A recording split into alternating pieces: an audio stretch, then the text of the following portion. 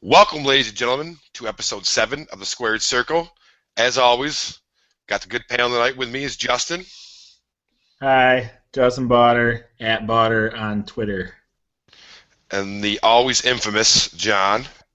What's going on, guys? Due to popular demand, I changed my Twitter handle, so it's at JJ_SK28. Yeah, he's a glutton for the fans there.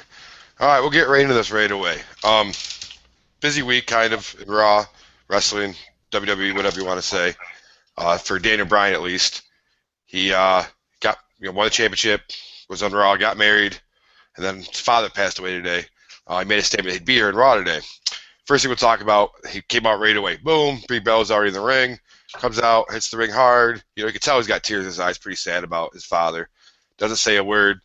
Music comes up, Stephanie McMahon comes out. Cade destroys him.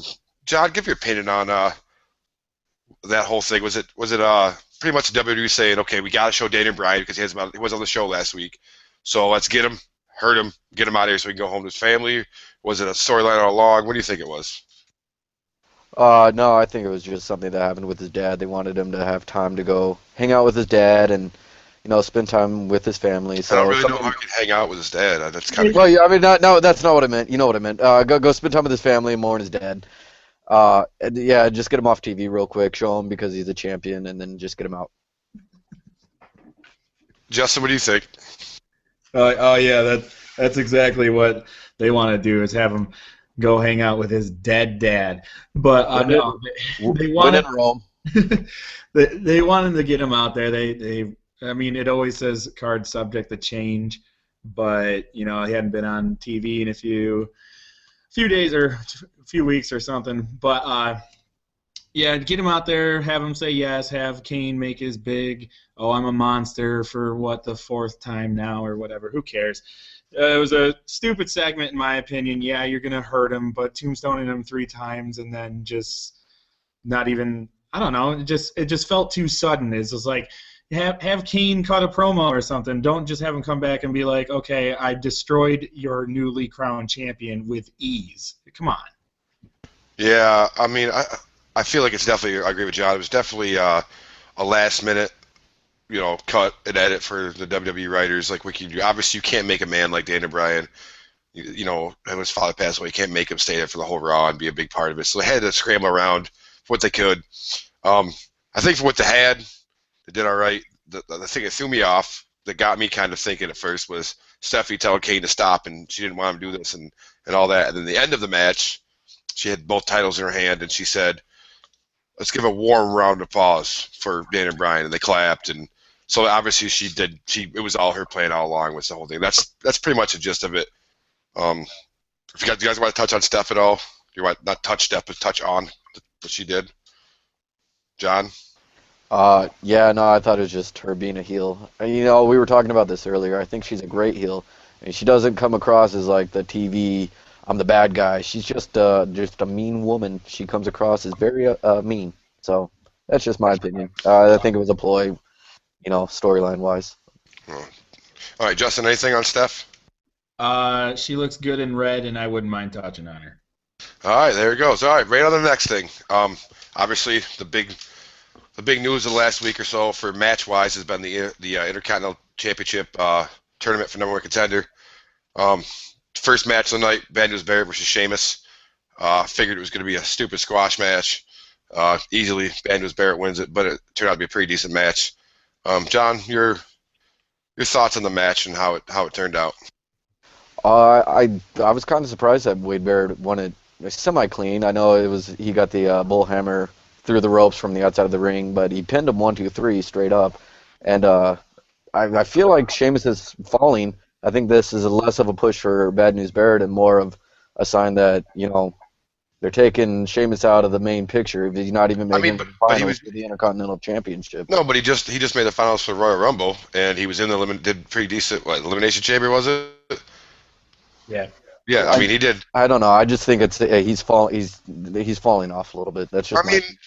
There's always so much room now. We only have the one unified belt, so you can only have so many guys, so many places. I mean, we'll get to the point of the rest of the Intercontinental match, the other half bracket later. Botter, your opinion on Wade Barrett and where he's going. I know you're a fan of. I've got some bad news. No, I'm liking this push that they're giving Wade Barrett. I mean, it seems like if you get injured and you're out for a while, you're definitely going to make a title run in the WWE. But I'm okay with it. He's good on the mic. He's solid in ring. Surprisingly enough, when he came back, I thought he got a big pop right after WrestleMania because it was a post-WrestleMania crowd, but he's consistently getting the crowd behind him. And he doesn't look rusty in the ring, hasn't really botched at all. So I'm okay with Wade's push. Not going to spoil anything coming up on the show, but he looks like he's going to be a IC contender, or if not the champion, very soon. Yeah, I just touch real quick on it. I wasn't a big fan of the bad news thing, but as Bonner was just saying with the crowd behind it, nobody else used to be either. But it was, oh god, and now he comes out when he says, I've got some bad news for you. The whole entire crowd says it with him, which 3 months ago when he was on the shelf and he had nothing to do but this stupid bad news Barrett thing where he come off the hydraulic thing and everybody hated it. But now that he's back in wrestling, they're getting behind him. The fans are getting behind him. It'll be fun to see where he's going. I'm kind of sad to see Sheamus start going down. He just got back, and he's always a great contender. Puts on great matches, always lots of energy. And he says fella, so who doesn't love that? But hopefully it don't bear him too much. Hopefully it don't Dolph Ziggler him or Damian Sandow him, because that would suck. But anyways, on to the next thing. I don't even really think this is something to talk about, but I have to, because it's finally happened. The WWE brought back midgets wrestling. Justin, your take on Hornswoggle? Because I don't even care about Los Matos. It's going to be Hornswoggle and El Torito. I think I went to the bathroom for this one. I don't know. I didn't care to see it. All right, over to John on this one then. We'll go to John on this one. I don't understand why Hornswoggle's not in the main title picture, like main eventing pay-per-views. I can honestly see him winning the Royal Rumble. It was a great match. Well, I'll say my opinion then, because it's I'm the host and I can say what I want. I enjoyed it actually because it's good to have a little comedy laugh in there, and usually the little people, excuse me if I offended anybody by saying midget earlier, I don't care.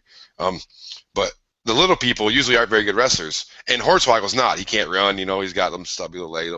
But El Dorito, he can run. He did a moonsault off the top rope tonight, flipping, and they did some kind of they picked him up and he jumped on, got the pin. I don't know. I think it was just cool to see something different. We've seen Hornswoggle around for how long, and he barely ever wrestles. So to have him wrestling, maybe, I don't know. I think it's kind of cool. You guys don't like it at all? If it's not Peter Dinklage, that's a little person, I'm not watching it. I'm just curious, when did Hornswoggle start running with 3MB? What is this, the 23rd gimmick change for him? Yeah, that's what we did mention that earlier. It happened on SmackDown actually.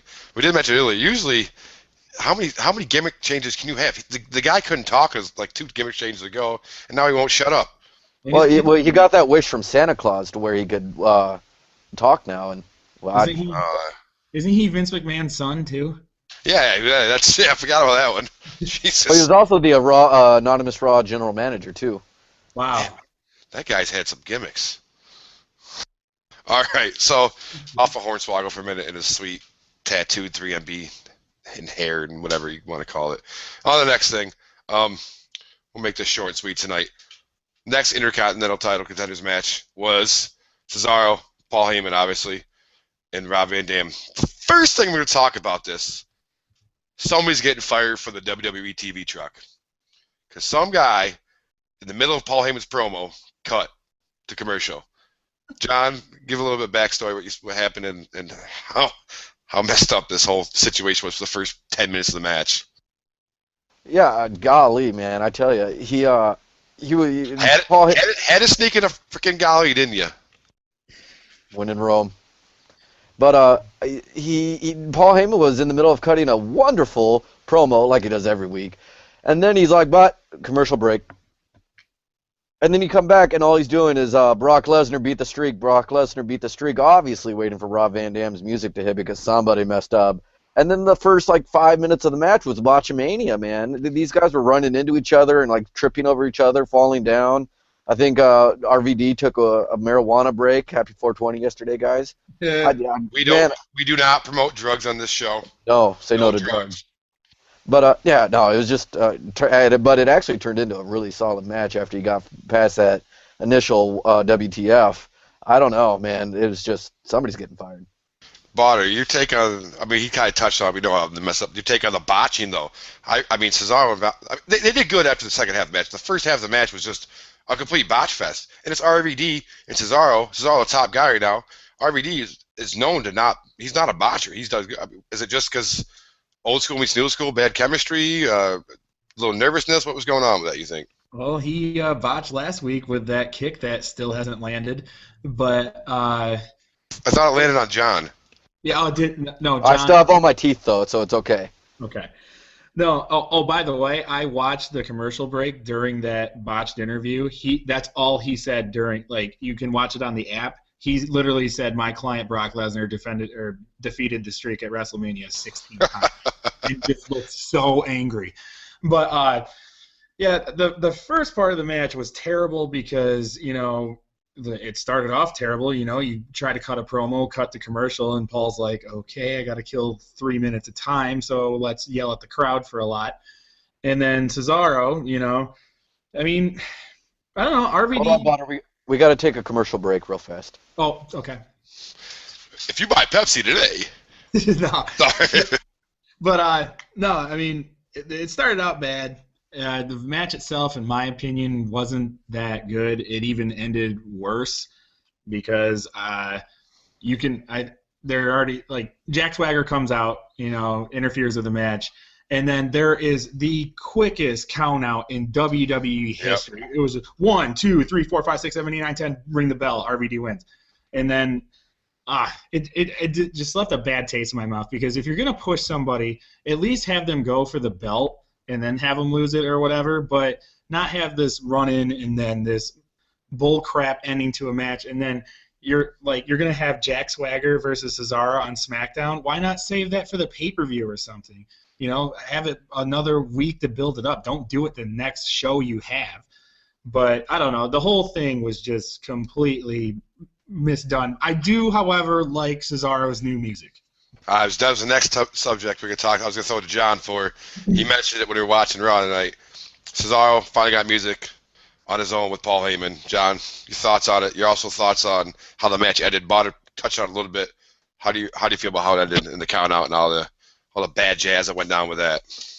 Well, I like Cesaro's new music. It has that opening thing, like, you know how Cena has the music and then Kofi has the ba-da-ba-dee-da-ba-ba or whatever. Yeah, that's it. But it has that catchy like ring to it, and it makes you know instantly who it is, and that's something you need as a main eventer. Stone Cold had the glass, and it's so Cesaro has that, and like Botter said, I can't even count right now to 10 that fast. I'm not even sure if I can count to 10, honestly. I don't know. But man, it was awful. And then I guess they hinted a backstage interview with RVD and Cesaro having maybe something in the future. I don't know. It was just it seemed like Vince was in somebody's ear just screaming, get this over with, move on, go, go, go, go, go, get out of here, go, bye. Just what I felt. Yeah, it sucks because RVD and Cesaro did put on a really good second half of the match. You know, rolling out of this, and Cesaro landed a couple good uppercuts when you thought he was going to end the match with a frog splash. You know, the RVD bomb they does, a roll senton bomb he does. I mean, it was a good match. And then, of course, Swagger comes out. We knew it was going to happen, the Swagger-Cesaro feud. And I really didn't think it was going to happen like this. I thought he'd hit the Intercontinental title pretty soon. But I see where they're going with it now. It's going to be Swagger-Cesaro for maybe a month or so until we get rid of that. You know, then you got because we saw Paul Heyman and, God, I keep wanting to call him Dutch Mantel, Zeb Coulter going at it a little bit. So now you got manager versus manager. Maybe there might be something with that. Who knows? Sucks how it ended, though. Really want to see Cesaro with the title just because he's earned it, you know. But, oh well, such as the WWE writers. Next subject, 2 seconds, just because I want to see Botter smile. We don't even going to talk about it. Oksana versus Paige. Paige won. No big deal. She's awesome. Botter, sorry your girlfriend lost. Oksana's really hot.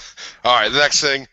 I don't even want to talk about the match because let's real quickly touch on Alexander Rusev. And are you guys sick of this whole every match is a squash match and he just destroys everybody? John, go ahead and let me know your opinion on that. Yeah, I think it's time to move him up. They're doing it. I watched these squash matches, and all I could think about is Ryback when he first debuted, and how that just fell flat. I think he's a little bit more charismatic, obviously. I have a Rock outside that's a little bit more charismatic than Ryback.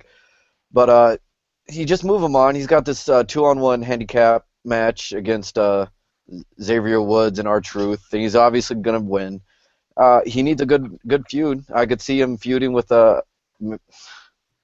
I don't even know who he could feud with that it wouldn't be a squash match. Just move him immediately into the main event. But again, that's what they did with Ryback. I don't know. Yeah, bit him in the ass last time they tried doing that. I don't think he's main event material yet. He doesn't have that many moves. Honestly, I mean, do you think he's? I mean, what's he do? A few knees here and there, then throws you around and then he does the freaking Iron Sheik's freaking camel clutch.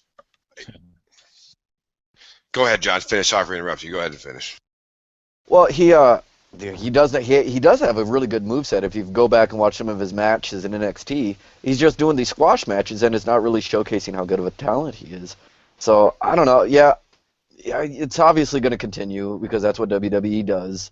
All these upcoming NXT guys, they're all going to squash, and I don't know. It's just not. I'm not a fan of it, and I just honestly, I don't see where they go from there, other than they give him the Ryback treatment again. Bada, your take on Rusev. And I know, because you're the ladies' man here, a little bit of Lana if you want to, too. She's got some nice curves.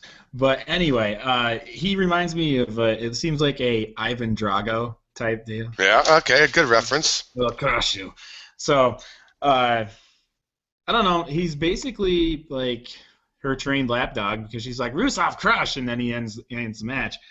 The only way I could see him like getting out of squash matches was even his match at Extreme Rules is going to be a handicap match where you know he's just going to pummel both of them. So put him, I don't know, get the Big Show after him. You know, he's huge. You probably couldn't throw him around as much, but I don't know. Don't push him to the sky immediately because the crowd really isn't behind him that much right now. I mean, they tolerate him. He might get a little reaction, but don't Ryback him. And speaking of Ryback, and I will never defend this man at all, keep him on commentary. He actually told some good stories about how his dad actually served a drink to Kurt Hennig and everything like that, and that he's actually watched Goldust since he was 13 and appreciated him. And then as soon as he gets in the ring, he goes into meathead mode and is a retard. So, I don't know. So, yeah, that's my take. All right, yeah, I'm sick of Rusev squash matches. It was okay in NXT because he was way bigger and better, everybody. They got to give him somebody. He's definitely not main event material. He's not even mid-card material. He's opening material to me, or maybe a house show mid-card. He's not much of anything here. We'll get rid of that real quick. Talk about the next big thing, the biggest thing of the week that we're talking about. Well, we'll get to that next. But let's do this one first. Goldust, Cody Rhodes had a match tonight against the Usos. Usos won. Not a big deal. You know, good guy, but good guy. The key I want to point out, the point I want to get to here is Cody Rhodes shrugged off Goldust at the end of the match, which is now, what, the second or third time it's happened. Botter, is it time for them to break up and Cody turn heel? Or vice versa? Does Goldust turn heel? Does Goldust leave again? He is in his mid-40s. What do you think is going on with that? It might be playing on that they're soon to break up, but they just had sibling rivalry. There we go. And I don't know. It'd be cool to see a heel Goldust for a little bit. I mean, he played it really well back in the late '90s and everything when he was doing the Shattered Dreams and had Terry Runnels by his side. But you buried me back to my old school childhood memories with her. Oh yeah, Pokies everywhere, man. But anyway, yeah, I mean, Cody's been leapfrogging between face and heel basically his whole career. So it wouldn't be anything if he went back to heel. I mean, That's what happens when you're Vince McMahon's whipping boy and you do anything he says ever. exactly. Maybe this time he'll grow like an evil genius goatee instead of Instead of the mustache. so who knows? But still, their match was the second best match of the night. So Yeah. I mean, but But no, it's the Usos and Rhodes brothers. I mean, it's their top wrestlers. They're Cesaro type. I mean, they're main event wrestlers that are just getting mid cards because there's so many guys right now, and you can't put them all main event. yeah, yeah. But who knows? It'll probably play out at Extreme Rules. I keep wanting to say Elimination Chamber. John, your take on Cody and his little shrug off of Goldust tonight? I think this is a big swerve. I think that he keeps doing it, and it's Silverine rivalry. God, all of us, right? I was about to make fun of both of you for messing up talking, and I did. I want to drink it. So you guys got no excuse. Shut up.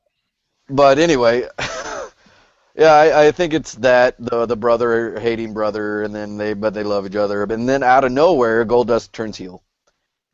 And they set up a match at SummerSlam, and you give Cody Rhodes finally a push. You got to do it. I think it's going to come down to him and Cesaro at the Money in the Bank pay-per-view, but you got to give Cody a push. He's been there so long, and he's so good. So I don't know. Have a good match between those two, heel Goldust, and then just move on from it. He needs to be alone. Yeah, I don't know. I like the Rhodes both together. I'm kind of a big fan of how they wrestle. I do see something. I don't think it's a big swerve or anything. I think it's something's gonna happen. Cody's gonna turn on Goldust, probably at Extreme Rules, probably give him the Crossroads, and then he's back to heel Cody. And I really think it's because the honest reason to do it is because Goldust is probably gonna retire again pretty soon. He came back for a little bit of a run here. I know he's in the best shape of his life, but you can't take a beating like at that age so much that he had. I mean, he's not just doing Monday Night Raw and SmackDown. He's doing the house shows too. I mean, sometimes your body's going to give in at that age, even, no matter how good a shape you're in. So he's got to take a break again. Maybe he comes back in a few years, but I think that's what's going to happen. Cody's going to Crossroads Extreme Rules. Goldust goes on the shelf for a while. Maybe he's hurt, and Cody goes heel. Kind of sucks because I really like watching the Rhodes brothers wrestle together. But I have a question. You both mentioned that Cody Rhodes is going to Crossroads Goldust at Extreme Rules. Do they have a match? Because I mean, how's he going to do that if they're not wrestling? Well, give him a week. The whole card hasn't been made up yet. I mean, they just made the Rusev handicap match tonight, so give him another week to feud or lose, and then they'll be in it. But good point, John. Thank you for that. All right, on the next thing, Evolution tonight. John, a little backstory, and Evolution tonight and their business out in the ring, and stupid Batista, stupid Randy Orton. Go ahead. It was perfect, in my opinion, because if you look back over the years, all they do is rant, and they take up a good chunk of time, a good 30 minutes. Triple H said his piece. It sounded like he's been yelling a lot lately. His voice was gone. Randy said his piece, and I liked how they're all dressed up again, like how Evolution did back in the day. And then Batista gets on the mic, says like 3 things before Shield cuts him off, which is perfect. WWE knows nobody gives a crap about Dave Batista. Hey, my name is Batista. Sierra. Okay, Sierra Echo. What? All right. Well, I have that. Okay. Yeah. So I think it was good. And then Shield gets in the ring. They cut a promo. They talk back and forth. Roman Reigns just says like, you know what? I'm just gonna say this, and then I'm gonna drop the mic and then walk up the ramp and kick your ass. I do want to say something real quick. Dean Ambrose had a really good promo tonight. It was one of his better ones I've ever seen. It wasn't crazy, insane. It was simplistic, to the point, but a great promo for him. If you didn't watch it, check it out. It's a really good one. Oh, are you done? Because I was talking, and then you interrupted me for the 23rd time of this podcast. It sucks to be you. No one likes you, John. I like me. All right, continue on, John. Please be my guest on my show. Oh, no. Go ahead. I'm done. All right, then. So, Bonner, I'll finish the story quick. Shield does their promo, drop the mic to get out of the ring to go, up to the ramp to kick the crap out of Evolution. And, of course, what happens? The 11 heels that they fought last week all came out, stood there. That's all 11 heels on the roster, right? 11 roster heels. I think so. Yeah. Well, anyways, I didn't know you want to talk. I was talking. No, I know. I wanted to interrupt you. So and they didn't fight, but John got his take in. Bart, your take on what you think is going to happen with this Evolution Shield rivalry going on right now? I think Triple H is a lonely guy because he always has to, do work with his friends. If it's not, DX, it has to be Evolution. But I mean, they didn't look that powerful tonight. He's just like, oh, you guys are going to beat us up. Well, we're going to call out the locker room to have us. It's just like, yeah, you did that last week. Show us something new, But, of course, the Shield, they never back down from anything because they're awesome and they cut some good promos.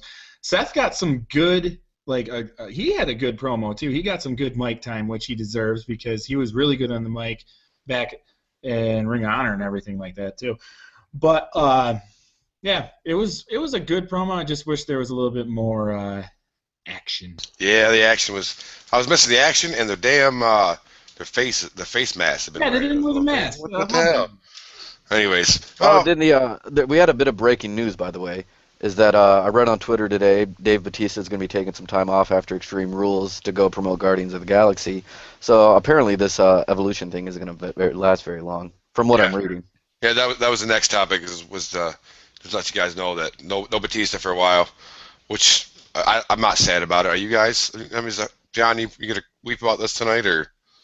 I'd cry about Dave Bautista every night. He could bring his skinny jeans to Hollywood. It would be okay with it. All right. Sucks Shield didn't fight anybody, but it's gonna be a good match. Probably gonna be the best match at Extreme Rules. Yeah. If not, this next one we'll talk about because I'm starting to jump on this wagon real quick. The Wyatt family. Of course, Bray comes out and just cuts a killer promo. I mean, for a heel, I don't think I've seen better promos from somebody in a while. He he talks, and at first I'm like, oh, this is boring because I don't know what he's saying. Then I listen, and it just blows my mind. Cuts a great promo. Whatever happens with his promos. I don't know if he writes them or not, but it's awesome. But there was a WWE app vote tonight about who John Cena would face. Luke Harper, and Eric Rowan, or all three of the Wyatt family. Of course, we know it was going to be all three. The biggest news about that whole thing is that the crowd was more towards the Wyatts before the match started. It felt like people were getting off the Cena bandwagon. I don't know if you guys felt that. John, did you feel that way at all? Yeah, it's the way that John Cena looked at the crowd too, it kind of looked like he was thinking about turning on them. I've never been a big advocate of the John Cena heel turn. Didn't think it ever happened, but I mean, all he has to do is he's so good. I mean, his character sucks, obviously. Nobody ever thought Hogan wouldn't turn heel either, though. Remember how good that was? It's top 5 in John's article. Check it out on sports-kings.com. Ring Kings. But it's just he spoke so much with just his facial expression that makes you think. The way he was looking at the crowd, maybe a heel turn. Botter? I would love a John Cena heel turn. I mean, it'd be awesome. But what was weird is like what you touched on before, they were behind the Wyatts at the beginning of the match. But then when he's set up for when he did his AA, yeah, that was the next thing. Yeah. When he did the five knuckle shuffle, they were going crazy for him. I'm like, okay, what's going on here? And then of course John Cena always wins, even if it's against 3 people. Oh, and here's another thing. Okay, this is coming from a strictly me being a avid wrestling fan and know all the ins and outs. The referee called for the bell after they broke up a pin. They get a 5 count before they are disqualified. It was the craziest, quickest count out before that, and then they get disqualified on a non-5 count. It just made me angry. But anyway, John Cena won. Somehow he got the crowd behind him again.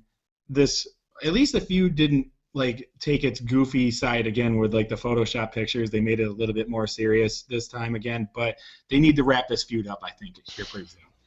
And I'll touch on it real quick. I think it was a good match. I really thought it was Cena just dominated until the end. And I like the DQ. I like how it was done. You're right. The 5 count's gonna happen, but I like the DQ. The best part to me was the end of the match. Well, besides the whole crab walk thing that makes me weirded out.